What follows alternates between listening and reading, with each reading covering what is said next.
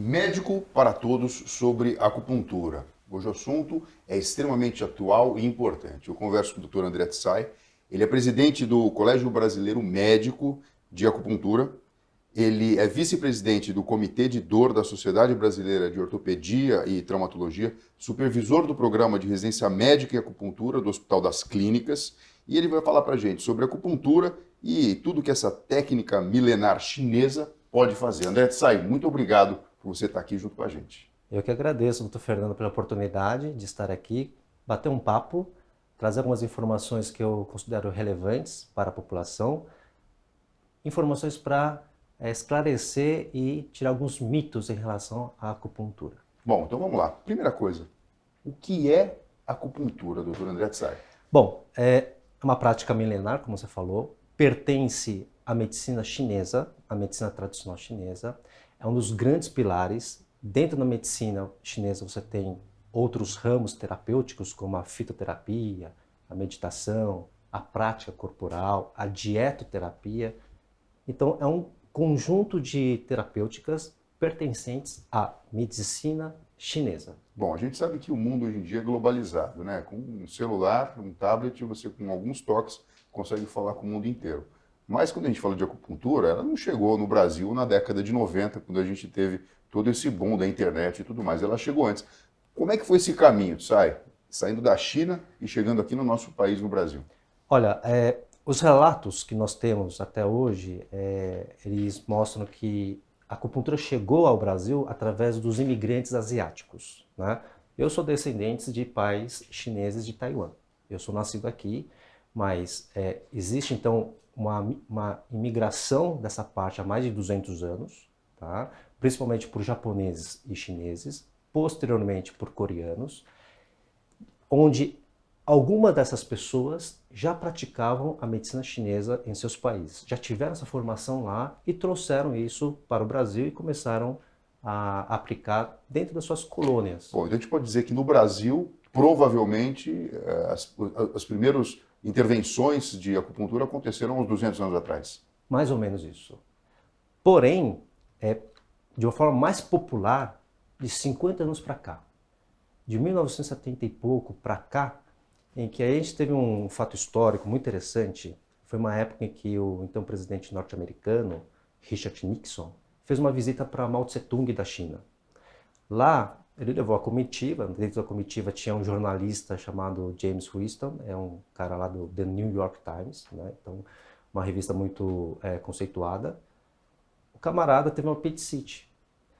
E tanto aqui no Brasil, nos Estados Unidos ou na China, é um quadro cirúrgico. Então ele foi operado lá na China, só que no pós-operatório ele ficou surpreso porque ele recebeu acupuntura como intervenção para a dor.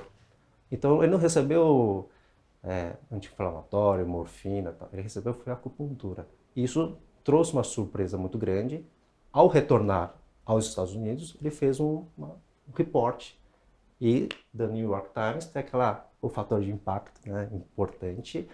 E isso começou a alastrar no mundo ocidental, porque os cientistas, os médicos ocidentais, eles começaram a querer descobrir bom, como esse negócio funciona, né? O pessoal fala muito de acupuntura, uma coisa mística, porque eu vou regular sua energia aqui e ali. Não, a gente tem que entender que a palavra energia na China, ela tem um outro contexto. É um outro significado. É um outro significado. Então, de lá para cá, por isso que eu falei que aqui no Brasil ficou mais popular de 50 anos para cá, justamente porque a ciência moderna conseguiu entender, através da sua própria linguagem, como que funcionava essa técnica milenar que é a acupuntura. Então, quando você insere uma agulha na superfície, e você tem que a gente chama de touch, você tem uma deflagração Como de é que uma chama? touch, Touch, isso. que seria com o início dessa energia fluir. Exatamente, exatamente. Aí você tem uma cascata de eventos. E isso é neurofisiologia. Você tem, então, por vias aferentes, né, da sensação, daquela percepção, até o nosso córtex sensitivo. Só que você deflagrou vários portais, várias sinapses que libera em última instância, endorfinas, que vai promover o bem-estar e a analgesia. Bom, você está falando aqui do ato em si. Você podia mostrar para a gente uma agulha e, enfim, como que começa esse processo? Bom, todas as agulhas são esterilizadas, né?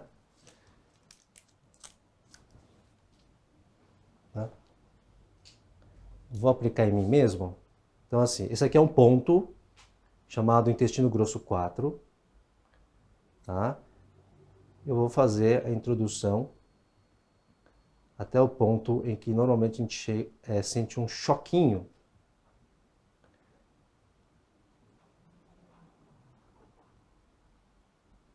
Quer dizer, aí você Aí eu já senti. Porque você sentiu. Se fosse em mim, por exemplo, eu teria que relatar para você, Dr. Tsai, estou sentindo alguma alteração aqui na minha percepção. Isso. Esse é um outro detalhe técnico, porque os tradicionais, eles falam assim, que quem deve sentir é o médico. Vai que você pega uma criança que não fala, ou um cara comatoso, que não te reporta isso. Então, tradicionalmente, quem deve sentir, ou seja, quem sabe se a agulha está bem posicionada, chegou no ponto certo, tem que ser o médico, tem que ser o operador. Que interessante. Aqui já tem uma certa diferença com o olhar ocidental, né? Exatamente. É claro que, na prática, muitas vezes, a gente depende do paciente falar, não, eu senti já o choquinho, eu já senti a sensação do chi, né? Mas, eu vou dar um exemplo. Uma das coisas que a gente mais trata é dor miofascial. Então, isso que eu queria perguntar para você. Você deu o exemplo do pós-operatório de uma cirurgia de apêndice, enfim, que foi bem sucedida e, por sorte, feita uma pessoa que acabou jogando para o mundo aí essa informação. Exato. Você está dando um outro exemplo agora de uma situação de dor, né? Vou querer que você explique sobre isso e também, na sequência, já fale quais são as indicações que a acupuntura tem no seu papel. Ok. Então, aqui no Brasil e no mundo todo, inclusive na China, a principal indicação está no campo da dor, tá?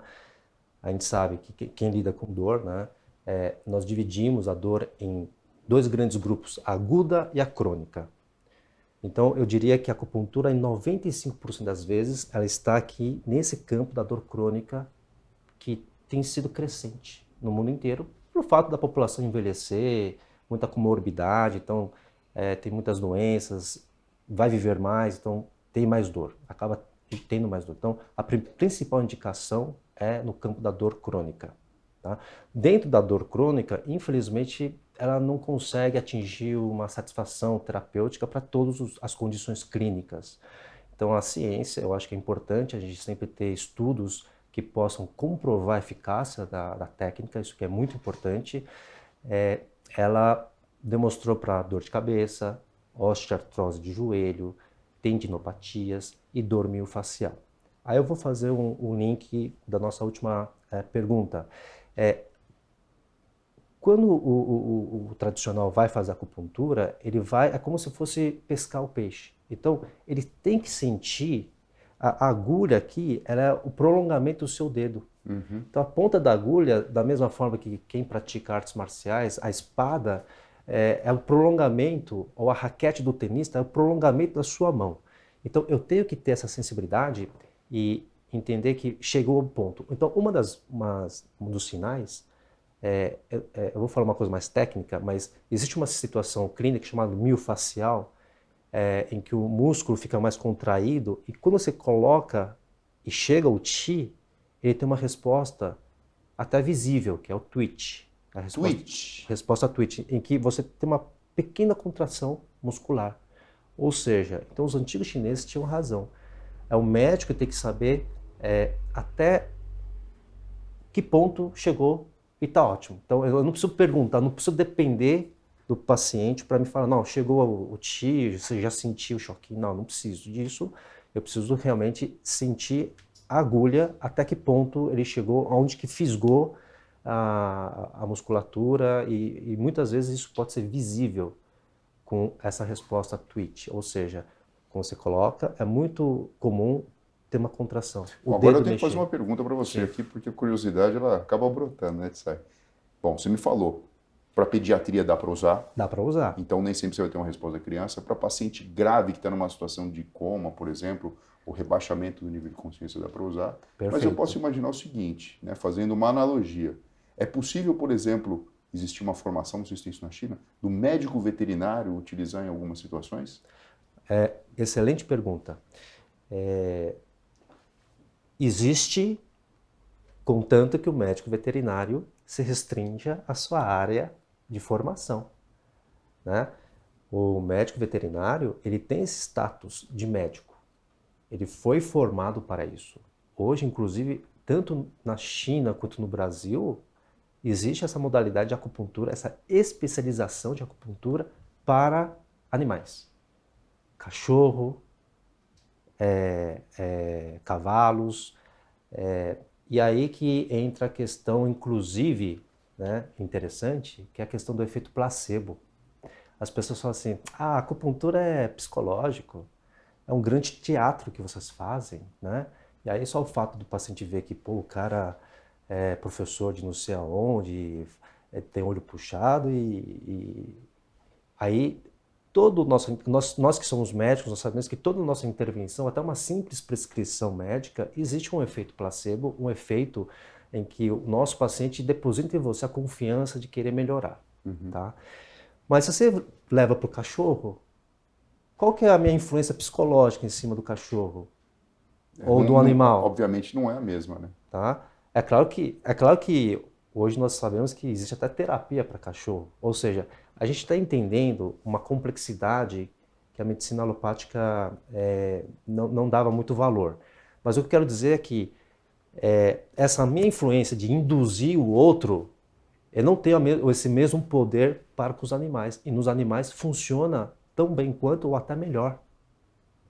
Então, voltando à questão da eficácia e da terapêutica, a acupuntura, vários estudos já estão mais do que comprovada de que ela não é um efeito placebo. Ela é diferente, superior do Shan.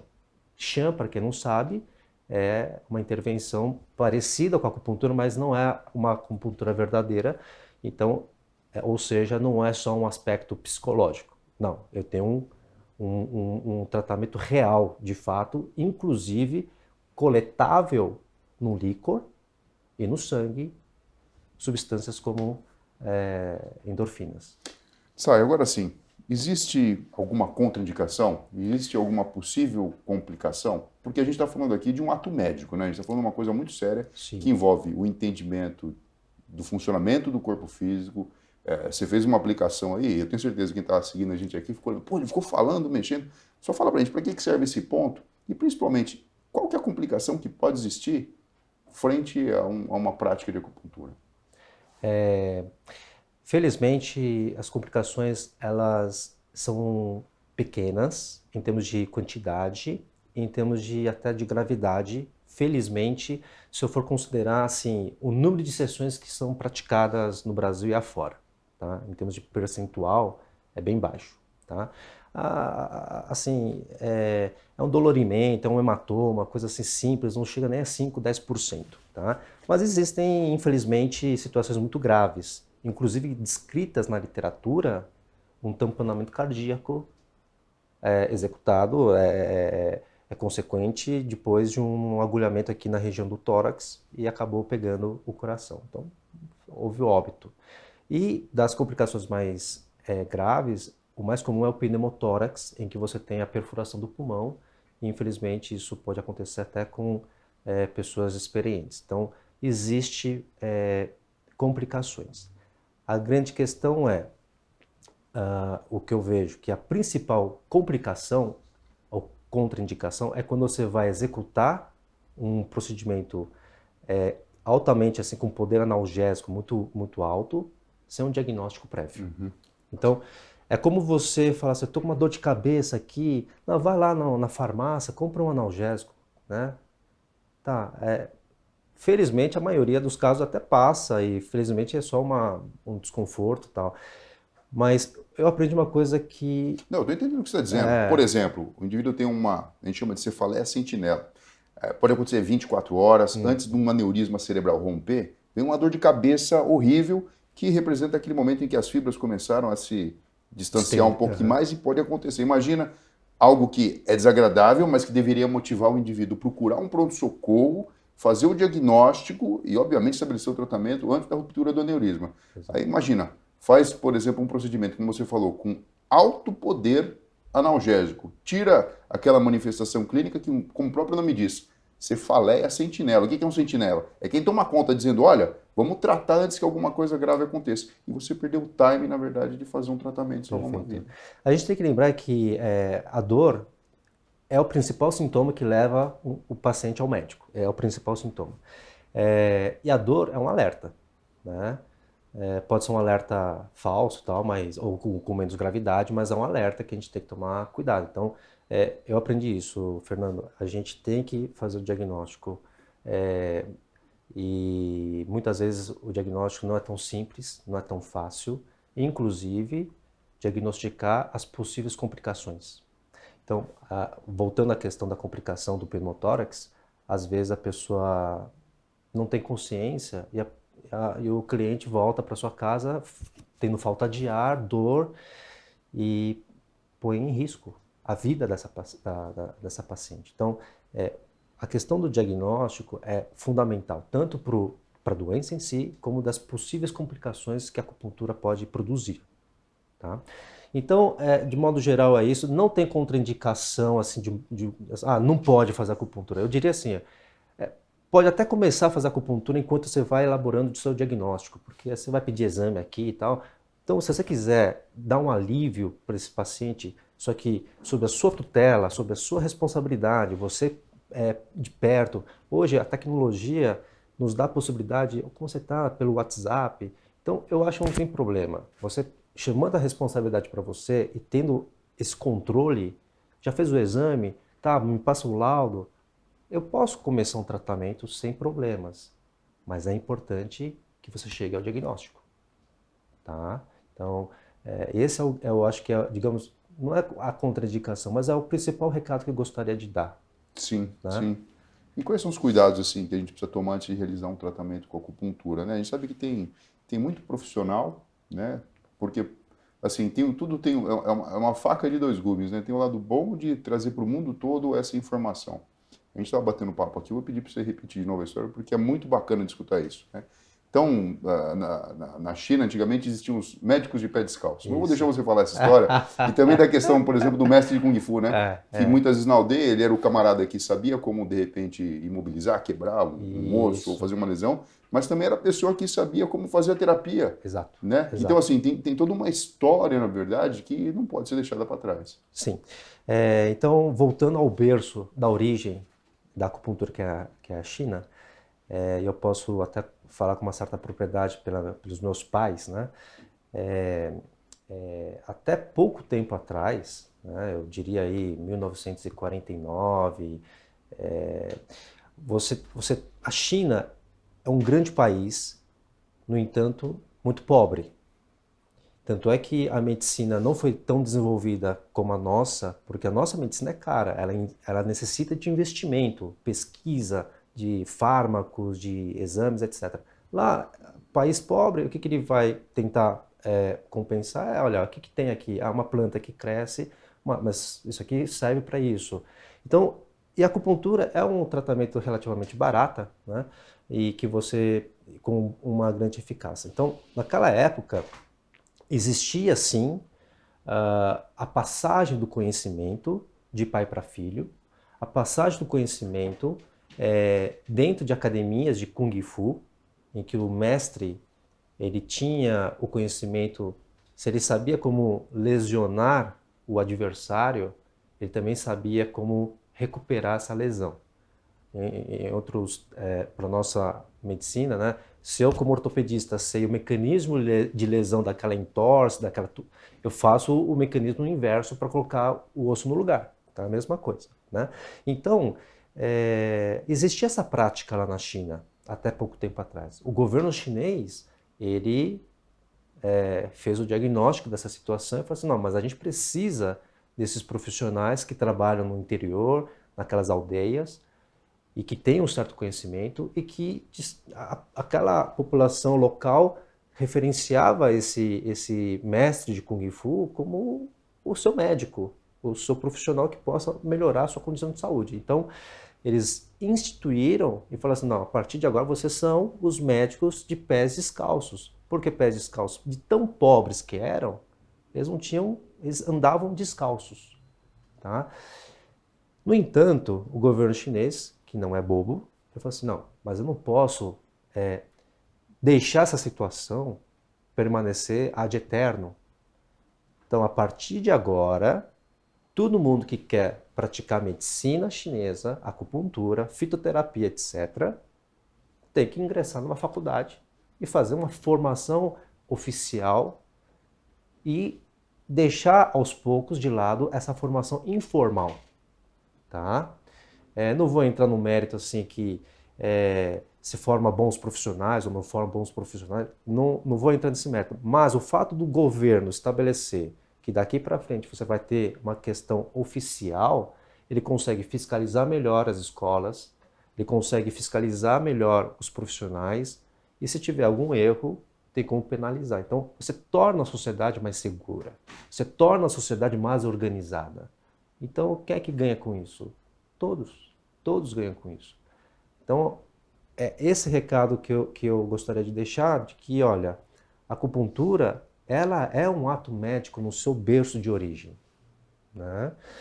E aqui no Brasil, digamos assim, as gerações anteriores, a minha, a nossa, eles lutaram para que também a acupuntura chegasse nesse patamar qual que é esse patamar? De medicina, de que não é uma simples massagem. Com todo respeito, eu faço massagem toda semana, tá? Mas existe algo a mais que a gente tem que prestar atenção, como o diagnóstico, a técnica de inserção, é invasiva e assim por diante. Mas a questão é que a gente tem que, na medida do possível, trazer a acupuntura no seu patamar, que é um ato médico lá da sua origem na China. Essa é uma tese muito simples. Sim, sim. Sai, olha, eu quero agradecer muito a sua participação. Eu tenho certeza que as pessoas aqui aprenderam muito. Eu peço que vocês compartilhem, deixem seu like aqui, escreva seu comentário que a gente vai responder, porque é uma forma de a gente, na verdade, levar conhecimento e principalmente orientação para as pessoas. Não adianta só mostrar, como você falou lá no New York Times, olha, funciona, mas tudo bem, mas como fazer? Exato. A quem procurar? Como deve ser, na verdade, o cuidado? Eu vi aí, ó, você abriu uma agulha, pô, cuidado com infecção, porque a agulha é estéril. Imagina você vai num lugar, a agulha não está estéril. Né? As complicações, lesão de um nervo, de uma artéria, de uma veia, um pneumotórax, esse relato terrível que você falou do tamponamento cardíaco e tudo. E, obviamente, antes de terminar aqui, agradecer, jogar confete, porque você é um professor na área. Eu queria que você respondesse esse ponto que você pegou do intestino grosso. Para que ele serve e como é que funciona isso no corpo? O intestino grosso, ele tradicionalmente serve para área de cabeça, então dor de cabeça, né? Sinusites ou rinites, mas aí que tá. Você tem o diagnóstico, você pode ser o tratamento principal ou complementar, né? No caso da sinusite, com antibiótico e assim por diante. Mas ele também tem outras funções, como abaixar um pouco a temperatura. Uma criança com febre pode ajudar para quem sofre de problema de constipação, né? Muitas mulheres sofrem disso. Ou até mesmo de você regular uma síndrome do intestino irritável. Quando você alterna diarreia com constipação, você pode regular, né? O princípio é interessante porque você, quando está solto demais, ele no mesmo ponto dá uma segurada. Quando está preso demais, o mesmo ponto, ele tem. Então é o princípio do autoequilíbrio, a autorregulação. Você está para cá, puxa para cá. Você está para cá, puxa para cá. Perfeito, perfeito. Sai, muito obrigado, viu? Eu que agradeço, Fernando. É isso aí. Até a próxima, né? Até a próxima? Pô, por que não? Um assunto tão importante como esse. Tá bom? Obrigado, Fernando. Obrigado a você. Pessoal, até a próxima, com certeza, com o Dr. Tsai. Muito obrigado.